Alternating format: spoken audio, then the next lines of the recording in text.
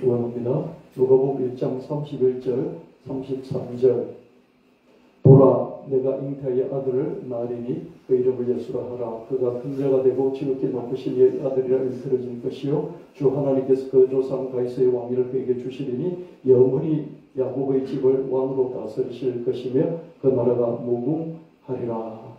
마리아에게 예고가 됐습니다. 예수님 태어나실 것을 예고를 하셨습니다. 그 예수님은 하나님의 아들로 불려질 것이고 또 왕으로 다스리실 것이다. 이렇게 예수님이 태어나시기 전에 어머니 마리아에게 하나님이 예고를 해 주셨습니다. 마태복음 2장 1절 3절 말씀에 헤롯 왕 때 예수께서 유대 베들레헴에서 나시매 동방으로부터 박사들이 예루살렘에 이를 말하되 유대인의 왕으로 나시는 가 어디 계시냐? 우리가 동방에서 그의 배를 보고 그에게 경배하러 왔노라. 유대인의 왕으로 나셨다. 어떻게 그걸 할 수 있느냐? 알 수 있느냐? 왕의 별을 우리가 봤다. 그 별을 보고 따라왔다. 동방 박사들이 왕의 배를 보고 찾아왔습니다. 예수님이 앞으로 왕으로 탄생하실 것이다. 그 왕을 우리는 알현하기 위해서 보기 위해서 찾아왔다. 마태복음 2장 4절 6절 말씀 왕이 모든 대제사장과 백성의 서기관들을 모아 그리스도가 어디서 나겠느냐 물으니 이르되 유대 베들레헴 이오니 이는 선지자로 이렇게 기록된 바 또 유대 땅 베들레헴아 너는 유대 볼 중에서 가장 작지 아니하도다. 내게서 한 다스리는 자가 나와서 내 백성 이스라엘의 목자가 되리라 하였음이니이다. 왕으로 태어나신 분이 있어서 그 배를 보고 왔다 라고 동방박사들이 점성술사들이 천문학자들이 이야기를 하니까 현직에 있는 왕, 현직에 있는 유대의 왕 헤롯 왕과 그 왕궁의 사람들이 발칵 뒤집어졌습니다.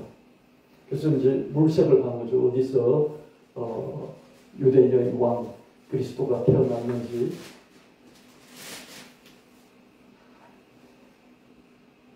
탐색을 해봅니다.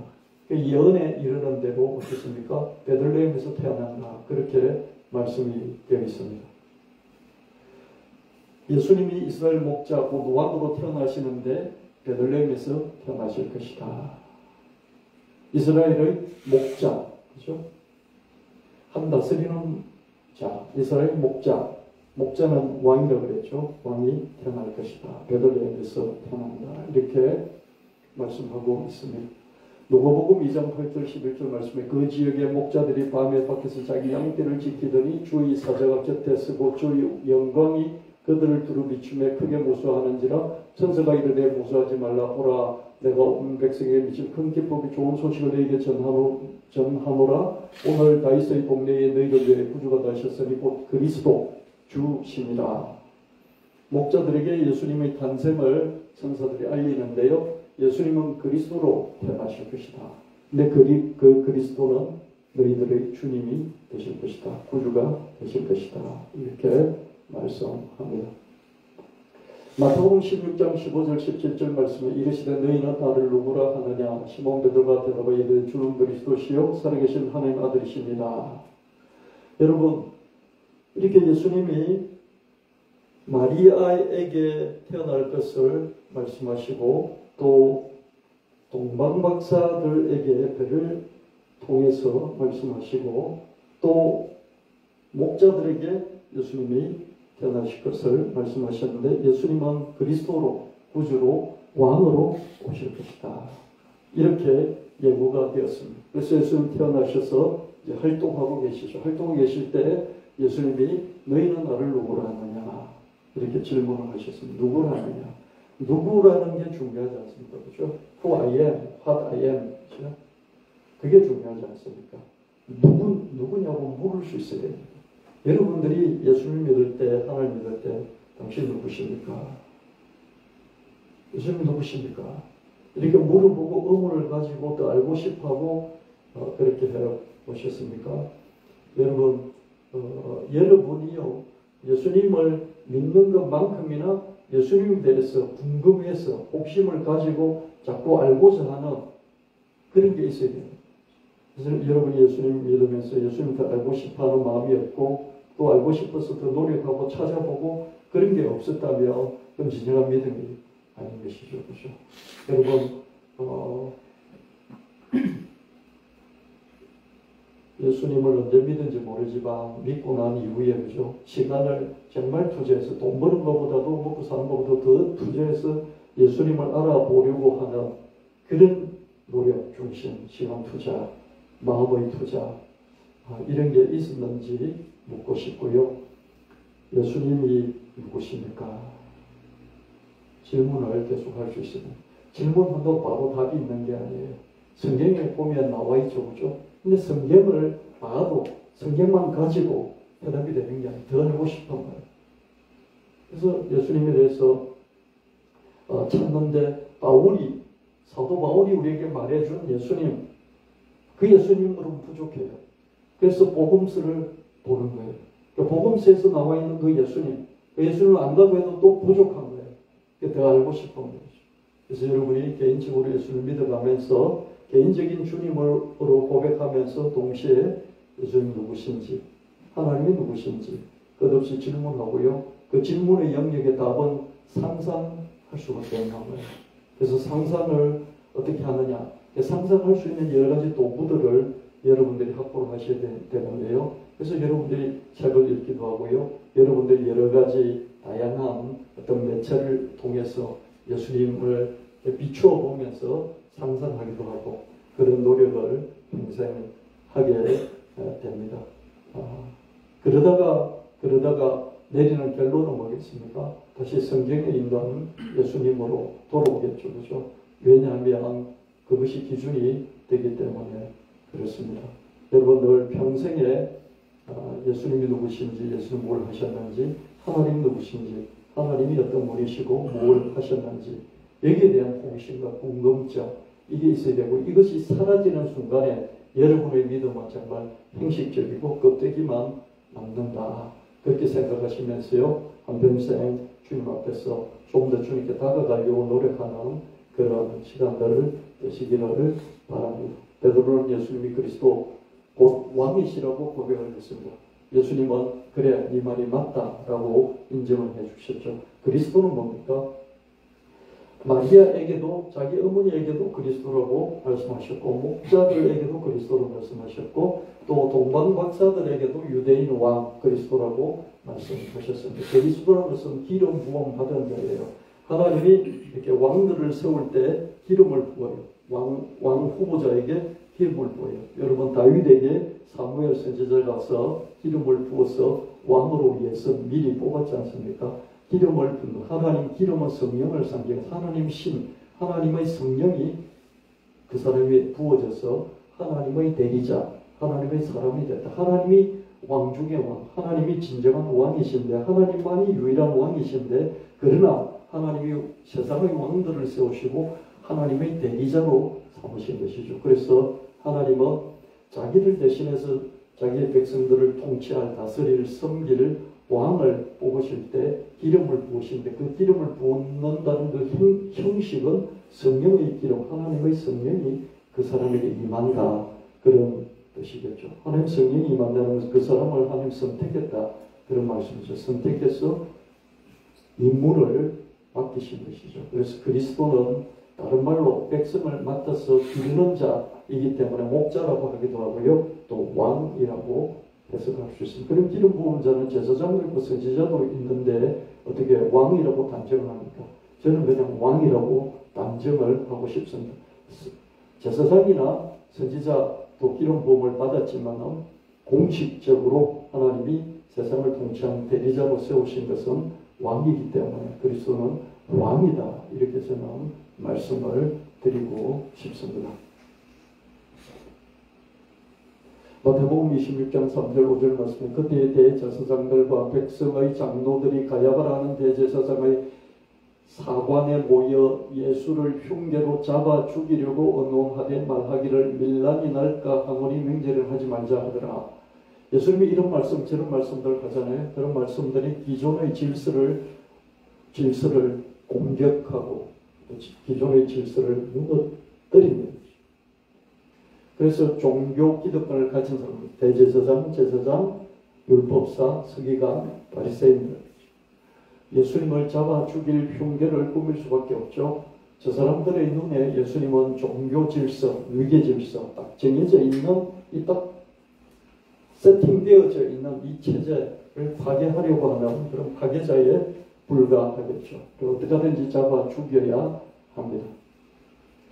누가복음 10장 30절 31절 말씀에 예수께서 대답을 이르시되 어떤 사람이 예루살렘에서 여리고로 내려가다가 강도를 만나면 강도들이 그 옷을 벗기고 때려 그의 죽은 것을 버리고 갔더라. 마침 한 제사장이 그 길로 내려가다가 그를 보고 피하여 지나가고.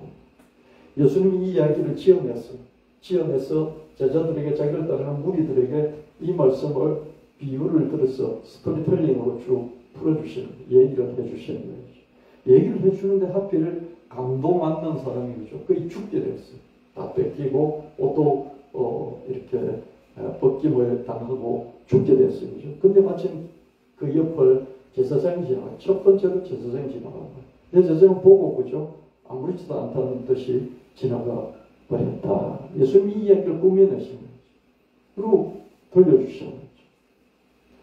실제로 예수님은 선한 사마리아인의 이 비유 이야기를 통해서 아주 뭘 인정하기 짝이 없는 제사장의 형식적인 인생, 형식적인 삶, 형식적인 위선, 이것을 지적하고 공격하셨습니다.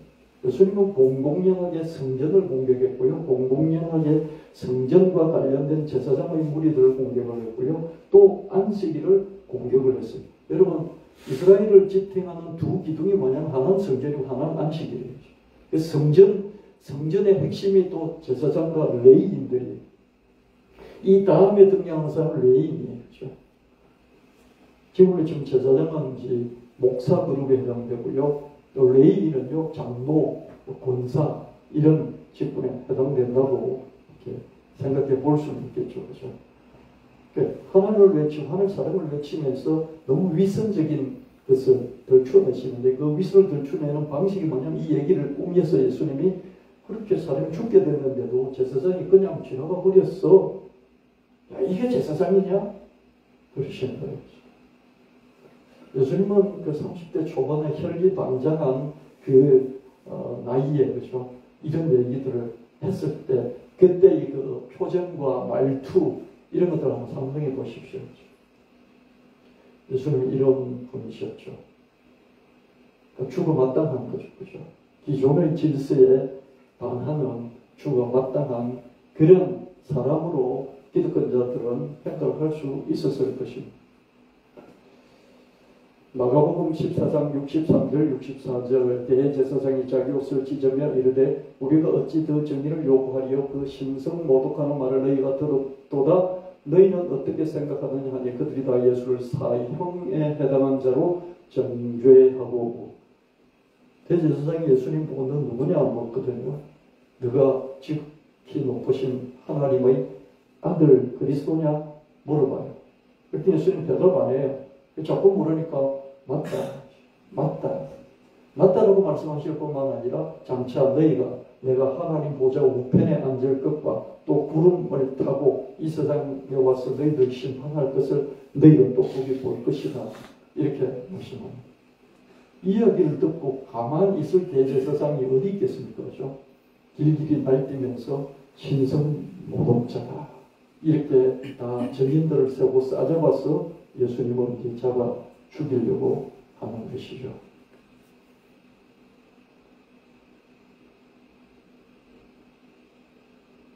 예수님은 단순한 반체제 혁명가를 넘어서 자기 자신이 누구인지를 또 대제사장 앞에서 또 무리들 앞에서 증언을 하시고 밝히시는 것을 볼 수 있습니다. 종교 기득권자들이 보기에 예수님은 신성 모독죄를 범한 사형감이죠. 하나님 보좌 우편에 앉았다는 것은 하나님과 동급이잖아요. 그렇죠?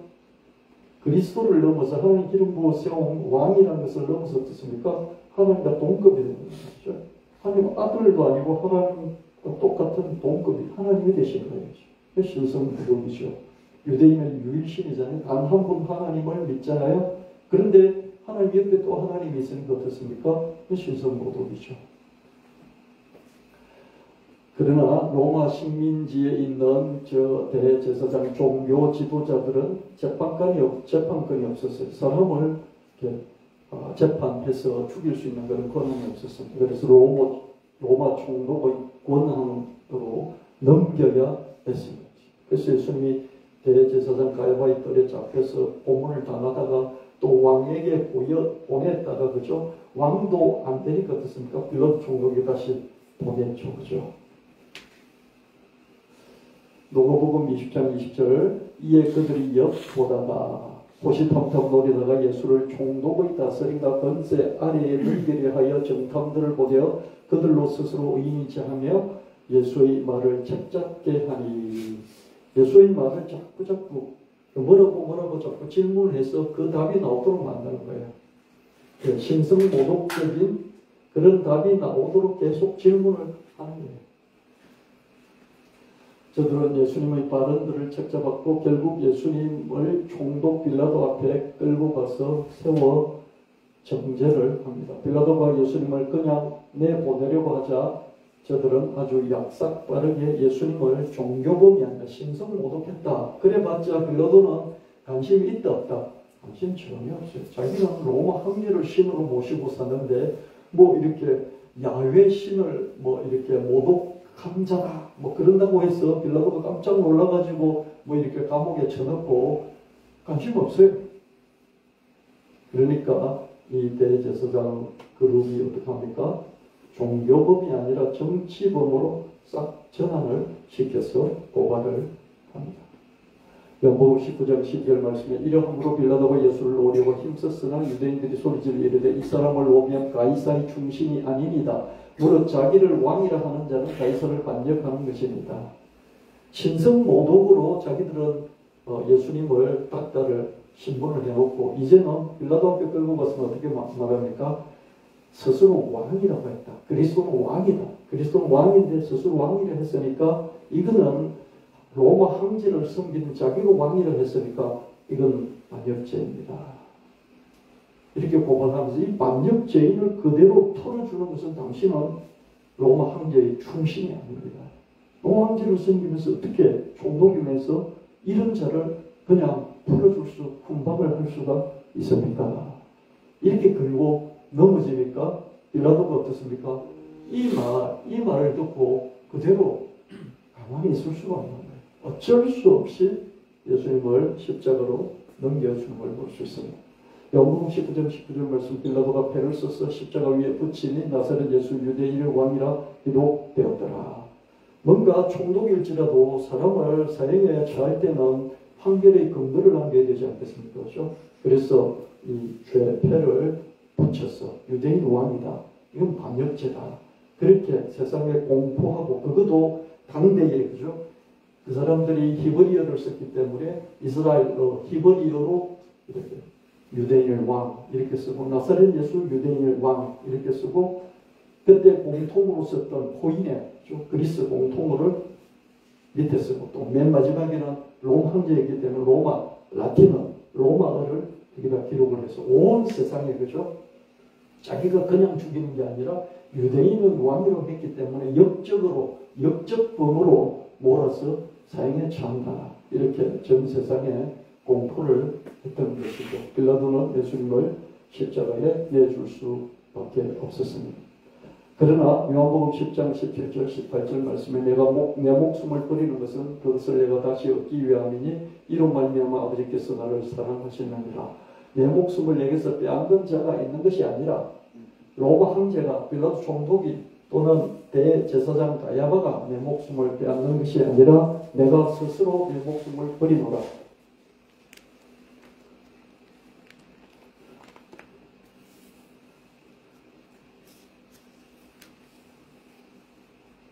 나는 버릴 권세도 있고 다시 얻을 권세도 있으니 이 계명은 내 아버지에게서 받아노라 하시니라. 피상적으로 볼 때는 예수님은 억울하게 역적으로 몰려서 사형을 당하셨죠. 피상적으로 볼 때. 그 모습으로 볼 때, 그죠? 그래서 여러분 성경을 쭉 읽는 사람들이, 그죠? 예수님은 이렇게 사회혁명가로 활동하시다가 결국 붙잡혀서 역적으로 십자가 사형을 당하셨구나. 이렇게 말하는 사람이 있다면 옳다 틀리다. 옳다 틀리다. 여러분 옳다고 할 수 있어요. 맞습니다. 그렇게 돌아가셨습니다. 겉으로 보면 그렇게 돌아가시고 실제로 그렇게 돌아가셨습니다. 근데 이면적으로 그 깊이 있게 심층적으로 따져볼 수 있어야 합니다. 그 근거가 뭐냐? 요한복음 10장 17절 18절이란 말이에요. 그래서 예수님은 발구둥 치시지 않고 거기서 입을 다물고 계셨고, 그리고 겨우 이 말씀도 하셨고, 그리고 도살장에 끌려가는 양같이 잠잠했다. 그 깎는 자 앞에서 잠잠한 양 같았다. 죽는 순간까지도 어땠습니까? 거부하지 않고 살려달라 하지 않고, 그렇죠? 그 길을 그냥 가신 이유가 뭐냐? 겉으로는 잡혀서 억울하게 죽는 것 같았지만은 자기 마음 속에는 어떻습니까? 하나님으로부터 받은 특권이라고 생각합니다. 하나님으로부터 받은 이런 희생이라고 생각하기보다는 내가 이런 특권도 받았다. 내 목숨을 내가 버릴 수도 있다는, 그리고 다시 그 목숨을 또 받을 것이라는 이런 특권을 받았다. 내가 목숨을 내놓고 또 목숨을 다시 회복할 것이다. 이런 특권을 하나님께 받았다. 그게 있기 때문에 이 길을 내가 간다. 스스로 가는 것이다. 이렇게 말씀하는 것을 우리는 예수님의 말씀에서 찾아낼 수가 있습니다. 심층적으로 보면 타율적인 희생자가 아니시고, 타율적으로죠. 타율 뭡니까? 끌고 그냥 가는 거죠. 여러분, 죄인을 구속할 때 어떻게 합니까? 포승줄을 메고 가지고, 그죠? 끌고 가지 않습니까? 그죠? 이게 타율이에요. 강제적인 거죠. 그죠? 예수님은 자발적인 희생 제물이시다. 요한복음 10장 11절 말씀, 나는 선한 목자로 선한 목자는 양들을 위하여 목숨을 버리거니와. 양들을 잡아먹는 게 아니라 양들을 들떡 가서 내가 배부르게 따뜻하게 사는 것이 아니라 젖을 짜서 내가 호용식 하는 것이 아니라 양들을 위해서 목숨을 버린다. 선한 목자가 선한 왕이다. 백성을 위해서 죽는 왕이다. 이렇게 말씀하십니다. 끌려서 간 것 같은데 자발적으로 스스로 죽음을 선택하신 것이죠. 이것은 믿음이 있을 때 점점점 깊이 예수를 알아갈 때 발견할 수 있는 것입니다. 겉으로 볼 때는 반체제 불망 분자 사회혁명가이고요. 심층적으로 보면 자기 목숨을 스스로 내놓으신 희생제물이신 것이죠. 희생자는 뭡니까? 그냥 사고에 희생을 당한 게 희생자예요. 근데 희생제물은 뭡니까? 자기가 누구를 위하여 내어주는 제물, 제사에 있어서 대상이 된 그런 것이 희생제물입니다. 스스로 희생제물이 된 것이죠. 이 비유가 적당하지는 않지만요. 최근에 어떤 스님 한 분이 이 절간의 한 곳을 불을 질러서, 그죠? 불을 질러서 거기서 불타 사망을 했죠, 그죠? 그래서 겉으로 보면 어떻습니까? 좀 방화범이고 자살하는 사람이에요, 그죠? 근데 좀 깊이 있게 들어가서 그쪽의 입장에 있는 사람들이 보면 어떻습니까? 이거는 인신공양이다. 이렇게 해석할 수도 있는 거예요. 그래서 그쪽에 있는 사람들이 내린 결론은 뭐냐면 인신공양을 했다. 자기를 불살라서 자기 몸을 버렸다. 이렇게 해석을 했어요. 근데 우리가 겉으로 볼 때는 어떻습니까? 저 땡중이 그냥 죽고 싶으면 자살하고 말이지 절가까지 다 태우고 죽었네. 이게 비상적으로 나와요. 그럼 심층적으로 보면 어떻습니까? 이 사람 나름대로 자기가 믿는 믿음의 방식을 따라서 자기 몸을 공양으로, 우리가 쌀을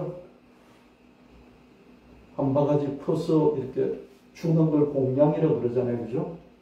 뭘 이렇게 대접하는 걸 공양이라고 그러잖아요. 자기 몸을 불태워서 공양을 한 것이다. 왜?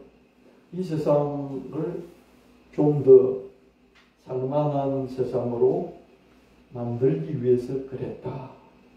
그렇게 그쪽에 있는 사람들은 결론을 내리고 우리에게 그렇게 말하고 있죠. 그죠? 예수님 믿는 우리는 어떻습니까? 이 비유가 적당하지는 않지만 여러분들이 좀 이해를 하라고 최근에 있던 사건을 제가 말씀을 드린 겁니다. 예수님 믿는 우리는 어떻습니까? 예수님이 강제로 끌려가서 정치 반역범으로 또는 신성모독자로, 종교적으로는 신성모독자, 정치적으로는 황제 반역자로 사형집행을 십자가에서 당한 것은 사실이다 아니다. 희생자로, 강제적인 희생자가 됐다 아니다. 맞다. 심층적으로, 신앙적으로, 영적으로 깊이 들어가서 해석을 해보니까 예수님은 선한 목자다. 스스로 목숨을 버린다. 누가 나의 목숨을 강제적으로 빼앗아가는 것이 아니라 나는 내 목숨을 버릴 특권도 있고 버리고 난 뒤에 다시 얻을 그런 특권을 하나님께로부터 받았다. 이런 자기 자각이 있기 때문에 그 길을 들깎는 자 앞에서 잠잠한 양처럼 십자가를 지신 그 길을 가셨다. 우리는 그렇게 주님이 오신, 하나님 아들이 사람으로 오신 이날 한번 깊이 생각을 해보게 됩니다. 마태복음 26장 26절 28절 말씀에 그들이 먹을 때 예수께서 떡을 가지사 축복하시고 떼어 제자들에게 주시며 이르시되 받아 먹으라. 이것은 내 몸이니라 하시고 또 잔을 가지사 감사하기도 하시고 그들에게 주시며 이르시되 너희가 다 이것을 마시라. 이것은 제 삶을 얻게 하려고 많은 사람 위에 흘리는 바 나의 피 곧 언약의 피니라. 저희 만찬 목요일 저녁에 같이 식사를 하시면서 예수님 뭐라고 말씀하셨습니까? 제자들에게 떡을 떼어서 주시고, 그죠? 그거 좀 치워 놓으실래요? 예배에 너무 방해가 되는데요.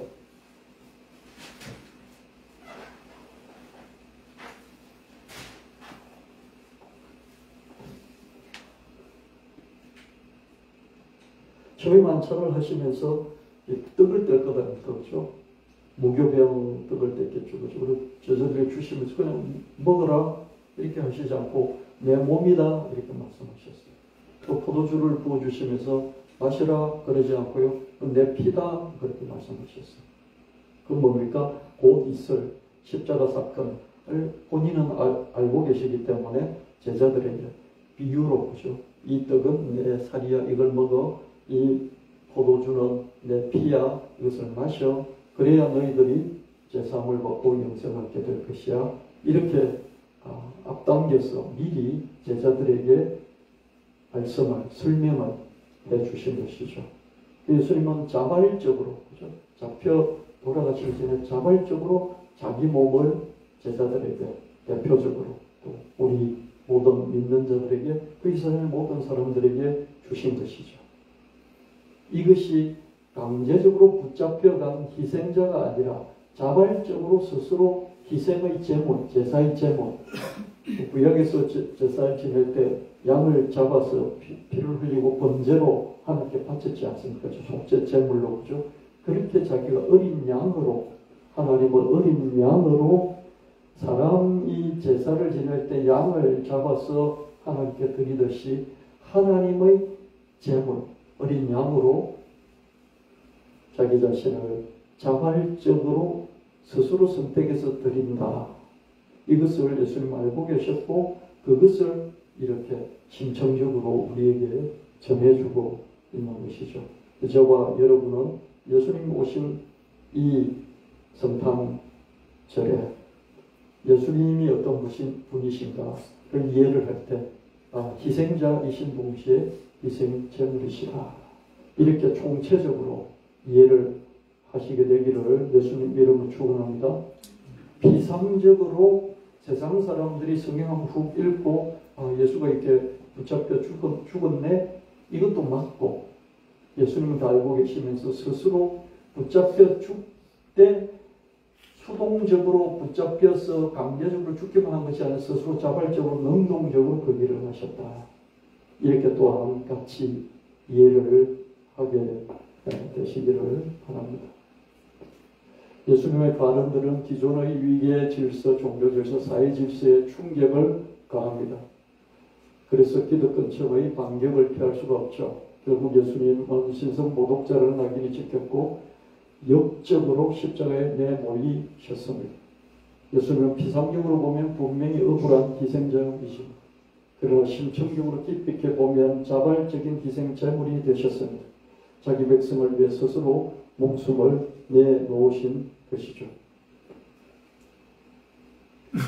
요한복음 18장 35절 36절 말씀에 빌라도가 대답하되 내가 유대인이냐 내 나라 사람과 내 제사장들이 너를 내게 넘겼으니 너가 무엇을 하였느냐. 예수께서 대답하시되 내 나라는 이 세상에 속한 것이 아니니라. 만일 내 나라가 이 세상에 속한 것이었더라면 내 종들이 싸워 나로 유대인들에게 넘겨지지 않게 하였으리라. 이제 내 나라는 여기에 속한 것이 아니니라. 빌라도가 자꾸 물어봐요. 너가 유대인이냐? 네가 그리스도냐? 네가 왕이냐? 자꾸 물으니까 예수님이 한 말씀을 하시는데 내 나라는 여기에 속한 것이 아니다. 말봤자 모르는 거죠. 내 나라는 이게 속한 것이 아니고 무슨 말이지? 이해할 수가 없어요. 지금 우리는 자꾸 들어서 이게 하나님 나라를 말씀하는구나 이해를 하지만 당시 사람들은 무슨 말인지 알 수가 없죠. 그죠? 미친 소리를 하는 거죠. 이단 사이비답게 미친 소리를 하고 있네. 그렇게밖에 말할 수 없는 것이죠. 그러나 예수님은 내 나라는 이 세상에 속한 것이 아니다. 로마 제국도 내 나라가 아니다. 이렇게 말씀하셨어요. 만약 내 나라가 이스라엘 나라이고 로마 제국이 내 나라이면 내 종들이 저 하늘에 12군단도 더 넘는 수많이 빽빽한 하늘의 군대가 나와서 싸울 것이다. 내 나라는 여기가 아니다. 그렇게 말씀하십니다. 예수님 나라는 이 세상의 나라가 아닙니다. 사도행전 1장 6절 8절 말씀에 그들이 모였을 때 예수께 여쭈어 이르되 주께서 이스라엘 나라를 회복하심 이때니까 하니 이르시되 때와 시기는 아버지께서 자기 권한에 두셨으니 너희가 알바 아니 오직 성령님이 하신 너희가 권능을 받고 예루살렘과 온 유대와 사마리아 땅끝까지 이른 내 증인이 되리라 하시니라. 제자들은 유대인이기 때문에요. 이스라엘 백성이기 때문에요. 제자들의 관심이 어디 있습니까? 자기 북쪽 이스라엘은 먼저 망했고요. 남쪽 유다도 망해서 몇백 년이 흘러가 버렸어요. 그래서 여전히 마음속에는 자기 나라의 독립을 꿈꾸는데 어떻습니까? 로마 제국은 너무 강력하게 전 세계를 향해서 뻗쳐나가고 아무리 독립운동을 일으켜도 또 박살나버리고 또 독립운동 일으켜도 박살나버리고 그렇죠? 우리 일제 36년간 있었지만 거기는 수백 년간 남의 나라 치하에서 나를 뺏겨버렸죠. 근데 예수님이 나타나셨어요. 근데 예수님 보니까 아주 강력하신 그리스도이심이 분명하거든요. 그래서 나라를 회복하실 것입니까? 우리나라 곧 회복하십니까? 이렇게 물어보면 당연한 질문이겠죠. 그렇죠?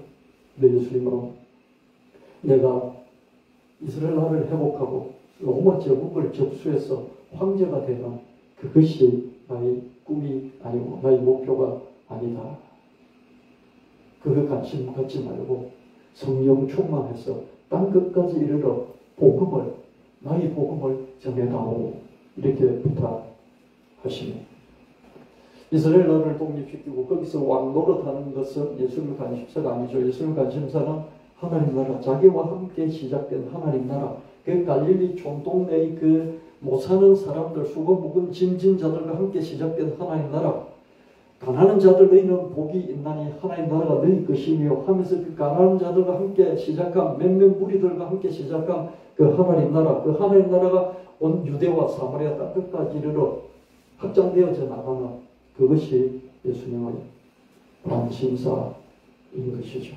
하나님 나라의 영토는 눈에 보이는 땅이 아니라 예수님을 추종하는 사람들의 영혼임을 우리는 이제 아는 것이죠. 그죠? 사도 바울의 성경 말씀들을 통해서 성령이 우리 안에 계시고 그럴 때 우리가 하나님의 성전이 되는 것이구나. 하나님의 성령이 임한 우리 한 사람 한 사람은 이 하나님 나라의 백성이고 곧 하나님 나라이구나. 그것을 사도 바울의 성경 해석을 통해서 우리는 지금 알고 있어요. 근데 그 당시 사람들 알기가 참 힘들었겠죠. 그죠? 여러분, 나라는 반드시 영토가 있어야 됩니다. 영토가 없이 나라가 존재하기가 어려워요. 그렇죠? 주권, 독립적인 주권이 있어야 되고요. 그리고 영토가 있어야 되고요. 백성이 있어야 됩니다. 국민이 있어야 됩니다. 근데 예수님이 오셔서 시작하신 나라는 뭡니까? 하나님의 성령이 사람 안으로 파고들고 그 성령이 파고든 한 사람 한 사람의 그 집합체가 하나님 나라는 것입니다. 그런데 영토가 있다 없다? 영토는 없죠. 영토가 없으니까 뭡니까? 하나님의 나라는 이 세상에 속한 것이 아니요. 이 세상에 속했죠. 그죠? 왜 그렇습니까? 이 세상에 발을 붙이고 사는 저와 여러분 사람들로 구성되었으니까 하나님 나라도 이 땅에 분명히 있죠. 그죠? 아멘? 이 땅에 있잖아요. 사람이 하나님 나라이니까요. 그 사람의 집합체가 하나님 나라.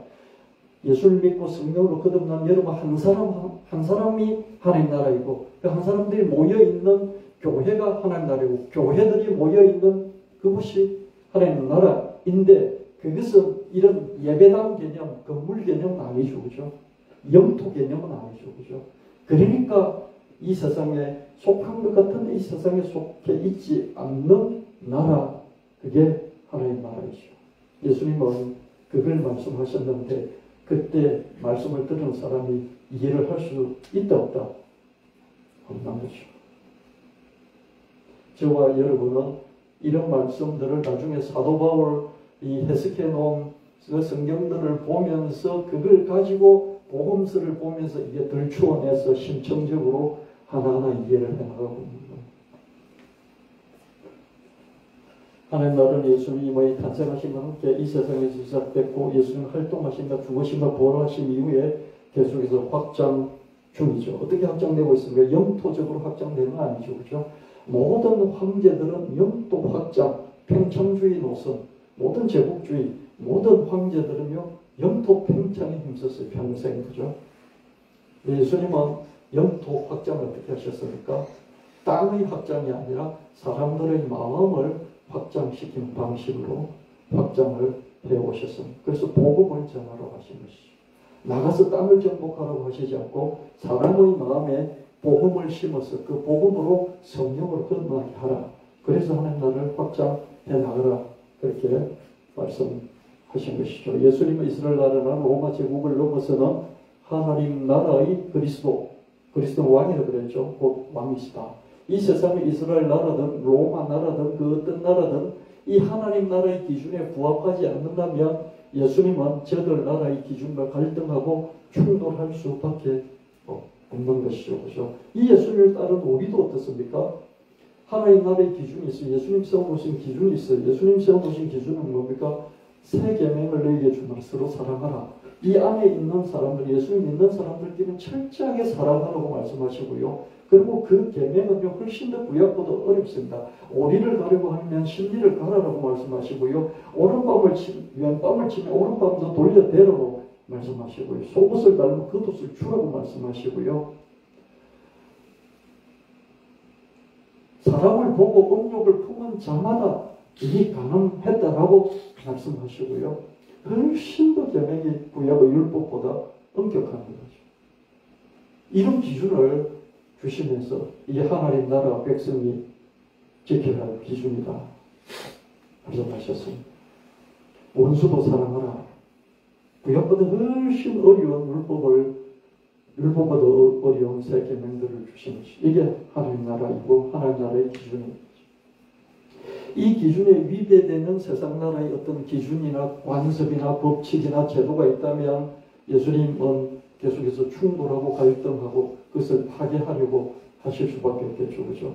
그래서 여러분들이 윤석열에 미치면 안 되고요. 여러분들이 이재명에 미치면 안 되는 거예요. 적당히 미쳐요. 적당히. 문재인은 적당히 좋아하고요.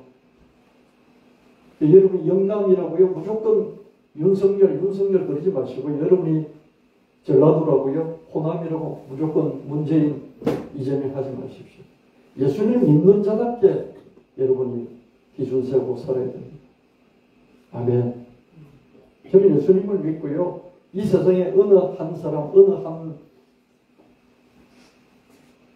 정당을 선택해서 그걸 적극적으로 지지하고 그래 본 적이 없어요.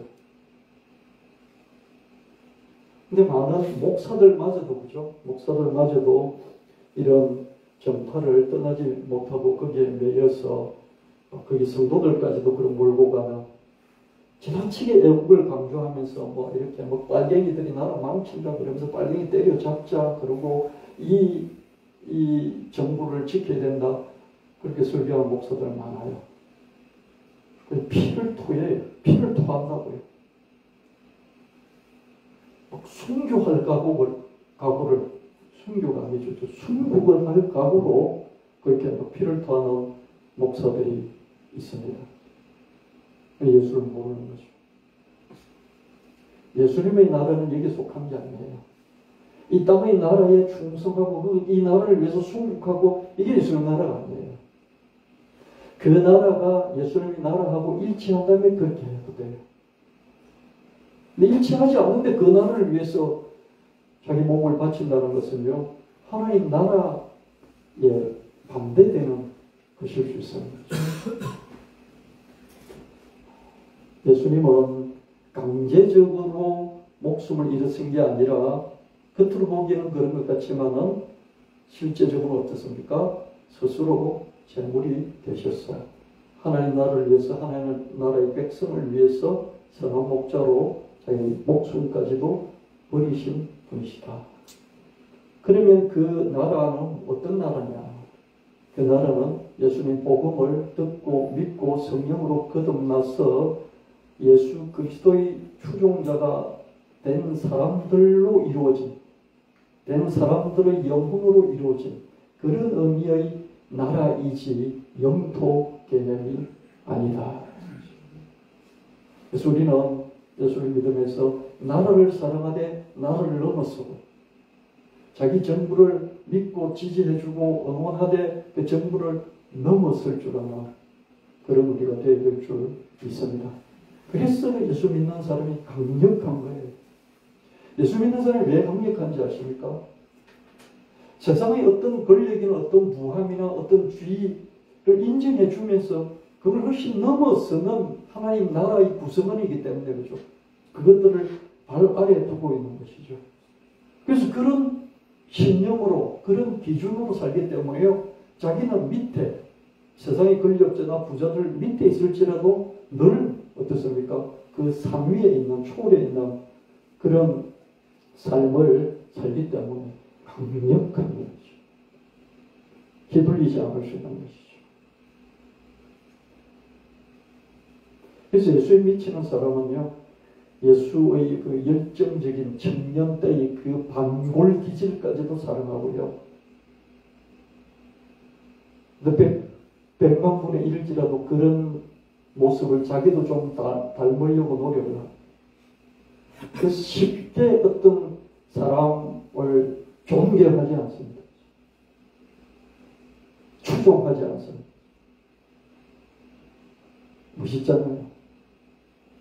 이게 예수 믿는 거잖아요.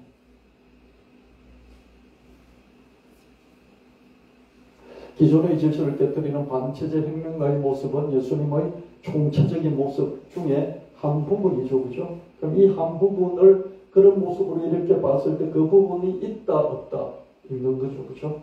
그래서 우리는 그걸 인정하는 거예요. 이런 부분이 좋아서 믿는 사람도 인정해 주는 거예요. 이런 부분이 좋아서 따르는데 예수를 신으로 안 믿는 사람 그 부분을 인정하는 거예요. 신으로 안 믿지만 그것까지 인정해 주는 건 해도 좋지 않아요?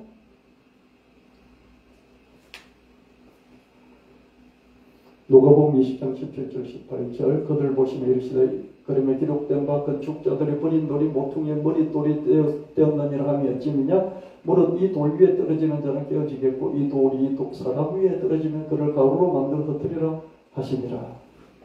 예수님이 이렇게 비참하게 돌아가셨지만 정말 세상에서 모든 사람들 중에 가장 비참한 모습으로 돌아가셨지만 50이나 되었으면 죽었다면 또 모르겠는데요. 33살에 정말 돌아가셨잖아요. 그렇죠?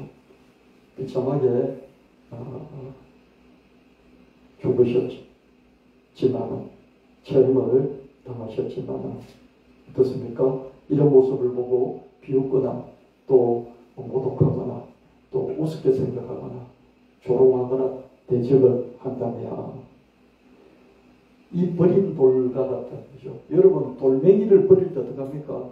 툭 차고 그냥 한 축에 버리잖아요. 그렇죠?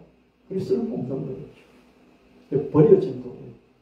근데 하나님 그걸 들어서 스스로 이렇게 버림을 받았기 때문에 하나님 그걸 들어서 어떻습니까? 모퉁이의 머릿돌로 삼으시고 우주를 그 위에 세우시고 세상을 그 위에 세우시고 하나님 나라를 그 위에 세우시고 그리고 우주와 세상과 하나님 나라를 다스리시는 그리스도 왕으로 세우시고 또 하나님 보좌 우편으로 그를 올리시고 장차 만의 왕 만주의 주로 또 오실 것이고 그렇게 하셨습니다. 그래서 예수님을 아는 것까지 알려고 하는 것까지는 좋습니다만 예수님을 비웃거나 조롱하거나 모욕하거나 대적하거나 우습게 여기는 사람은 재앙을 당할 수밖에 없다. 여러분, 그래서 여러분들도 늘 예수님에게 불평 불만을 털어놓고 막 예수님 그럴 수 있습니까? 따지고 그런 건 오케이. 자식들이 얼마든지 우리한테 그렇게 하잖아요. 그죠? 오케이. 부모를 인정하기 때문에 그렇죠. 그죠? 부모를 인정하지 않고 그렇게 한다면 그놈은 죽일 놈이죠. 그런데 예수님을 불신하거나 대적하거나 모욕하거나 우습게 여기는 업신 여기는 마음이 조금이라도 생기면 빨리빨리 털어버리시길 바랍니다. 그리고 주변에 그런 사람이 있다면 고치려고 하지 말고요. 조심하십시오. 조심하세요. 함부로 말하지 마십시오. 그렇게 말하면 됩니다. 하나님 알아서 하십시오.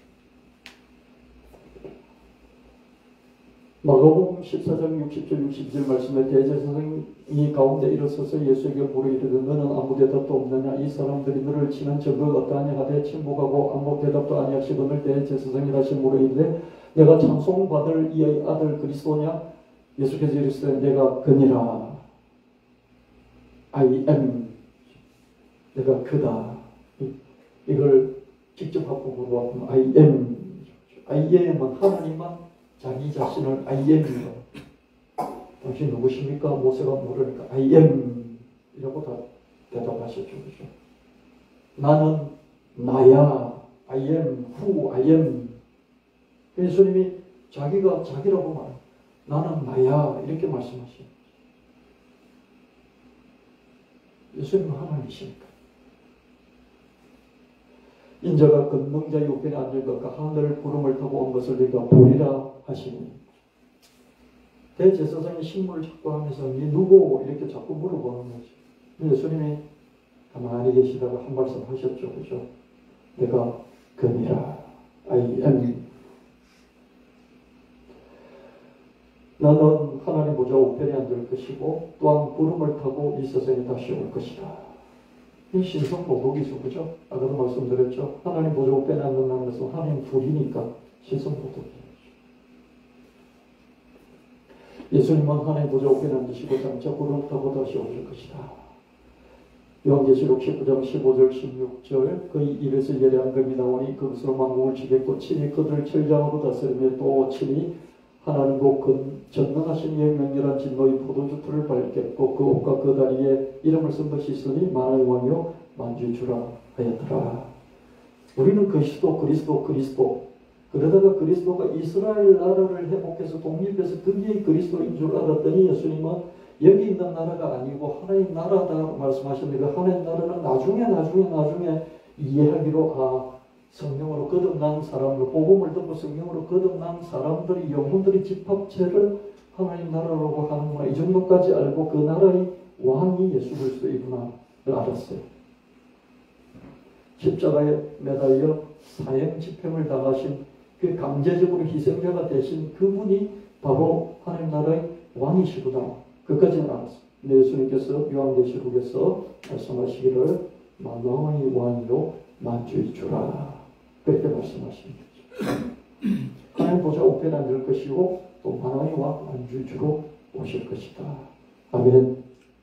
저와 여러분은 이제 통합적으로 예수 그리스도를 믿으시길 바랍니다. 갈릴리에서 주로 활동을 하시면서 그 갈릴리 촌사람들 데리고 이렇게 말씀을 전하셨다가 이 반체제 혁명가로 신성모독자로 내란선동죄로 또한 사회 소요 소란죄로 붙잡혀서 사형집행을 당하신 그분이 바로 하나님 나라의 왕이시고 또 만왕의 왕이시다. 예수님은 만왕의 왕 만주의 주로 천하를 심판하실 것입니다. 요한복음 20장 28절 말씀에 도마가 대답하여 이르되 나의 주님이시여 나의 하나님이십니다. 이 도마의 고백이 우리의 고백입니다. 이 세상에 여자의 몸으로 아들로 태어나신 예수님은 그리스도 곧 왕이시고 또한 하나님 아들이시고 또한 우리의 구주 주님이시고 그럴 뿐만 아니라 하나님이시다. 하나님 아들 예수님이 아니라 그리스도 예수님이 아니라 그것을 훨씬 넘어서서 하나님 보좌 우편에 앉으시고 만왕의 왕으로 오시는 하나님 그 자신이시다. 주는 선생님은 그리스도이시여 주님이시여 하나님이십니다.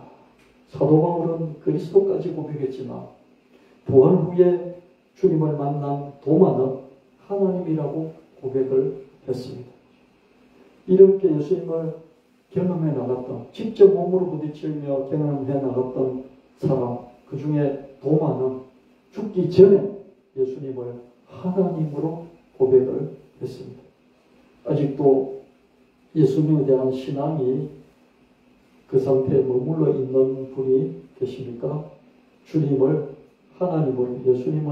하나님을 반체제 혁명가, 실패한 반체제 혁명가 거기서 멈추지 않고 하나님 그 자신으로 신앙을 고백할 수 있는 그 단계까지 예수님을 파고 들어가는 그런 노력과 투자를 하시는 여러분 되시기를 예수님으로 축원합니다.